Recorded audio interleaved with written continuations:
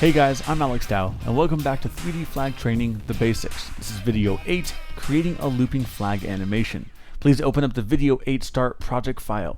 Even if you just finished video 7, go ahead and open up the video 8 start project file because we're not continuing from where video 7 ended. So in the past, being able to loop moving flags has been one of those impossible physics problems. However, Zaxwerks has figured it out and made it really simple to do. Okay, so setting the loop points should be the last thing you do. You should first set up the flag with the proper wind and make sure it's moving the way you want. For instance, it adds a lot of character to the flag if you animate the wind to dip down, then come back up. But when you do that, it will totally change the motion of the flag after the dip. So like I said, set up the motion of the flag before setting loop points.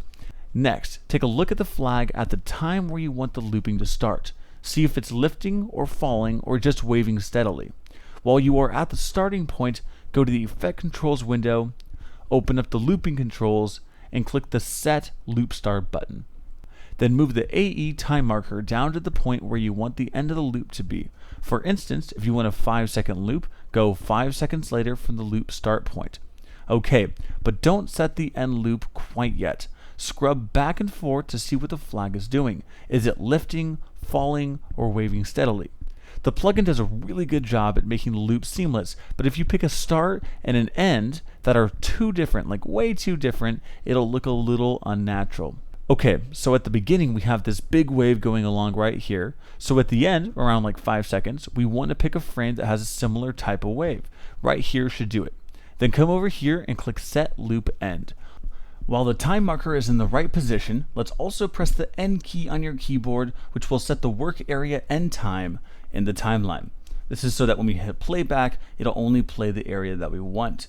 There's one last thing to do. Can you guess what it is? It's turn looping on. This is by far the most common mistake people make when trying to make a flag loop. They just forget to turn looping on. You do it by clicking right here so it shows a check mark. And that's it. Click the play button up right here to make AE render and then play back the animation. And as it plays back, we can see that the end seamlessly blends with the beginning, making a perfectly looping animation. Alright, now let me show you what happens when you don't pick a nice loop point and how to fix it. We'll turn off looping and then take a look at the flag at the beginning. Good, we see we have a big wave. Now, if we go to the end and pick a frame where the big wave is almost but not quite in the right place, like somewhere right here, and we'll set that as the loop end by clicking the red End Loop button, and then we'll turn looping back on and press N on our keyboard to set the work area again. And then we hit playback. Do you see right here? Do you see that? Let me play it back again for you. Right there, around this time, is where you start to see the flag flatten out a little bit. And when it flattens out, it doesn't look nice. It does not looping correctly. And this is only happening because we picked a bad end time. So if we just choose a better end time, it'll fix all of our problems. The plugin will fix all your problems for you.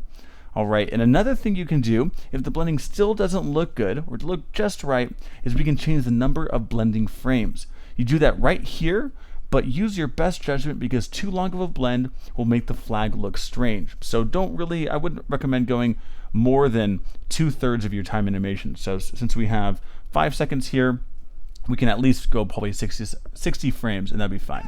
All right, so that's it for 3D Flag The Basics. Congratulations on getting through all the material.